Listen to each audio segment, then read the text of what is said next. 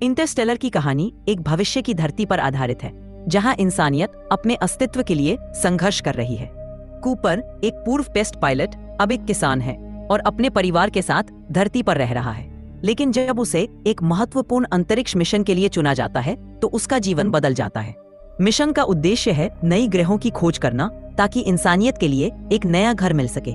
Cooper और उसकी team अंतरिक्ष में यात्रा करते हैं और कई चुनौतीपूर्ण परिस्थितियों का सामना करते हैं। जब कूपर और उसकी टीम एक विशेष ग्रह पर पहुंचते हैं जिसे मिलर ग्रह कहा जाता है। इस ग्रह की एक अनोखी विशेषता यह है कि वहां समय बहुत धीरे चलता है। जब कूपर और उसकी टीम उस ग्रह पर पहुंचते हैं तो वे वहां कुछ ही घंटे बिताते हैं। लेकिन ग्रह की धीमी समय गति के कारण धरती पर वही समय कई सालों के बराबर होता है। कूपर जिस दूसरे ग्रह पर जाते हैं उसका नाम गू या गो ग्रह है। जब कूपर और उसकी टीम उस ग्रह पर पहुंचते हैं तो वे एक वैज्ञानिक डॉक्टर मैन से मिलते हैं। डॉक्टर मैन ने पहले इस ग्रह की संभावनाओं का अध्ययन किया था और उसे ये विश्वास था कि ये ग्रह इंसानियत के लिए एक उपयुक्त निवास स्थान हो सकता है। लेकिन जब कूपर और उसकी टीम वहां पहुंचते हैं तो वे देखते हैं कि परिस्थितियां बहुत अलग हैं।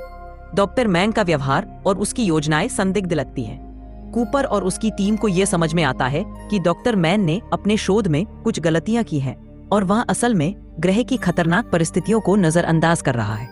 एक महत्वपूर्ण दृश्य में कूपर और डॉक्टर मैन के बीच एक तनावपूर्ण मुठभेड़ होती है जिसमें कूपर को यह एहसास होता है कि डॉक्टर मैन ने अपनी व्यक्तिगत महत्वाकांक्षाओं के लिए सच को छिपाया है। जब कूपर गू ग्रह से बाहर निकलते हैं तो वे एक अद्वितीय और रहस्यमय स्थिति में पहुंचते हैं जिसे टेसरैक्ट कहा जाता है।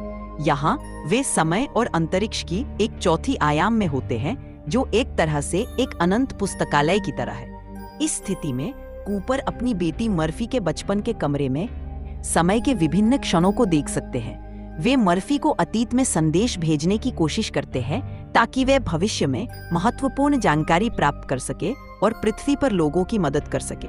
अंत में कूपर एक नई स्थान में पहुंचते हैं जहां वे एक अंतरिक्ष स्टेशन में होते हैं और उनकी बेटी मर्फी अब बड़ी हो चुकी होती है। मर्फी ने कूपर की दी हुई जानकारी से मानवता की मदद की होती है। फिल्म का अंत कूपर की अपनी बेटी मर्फी से मुलाकात और एक नई शुरुआत की ओर इशारा करता है।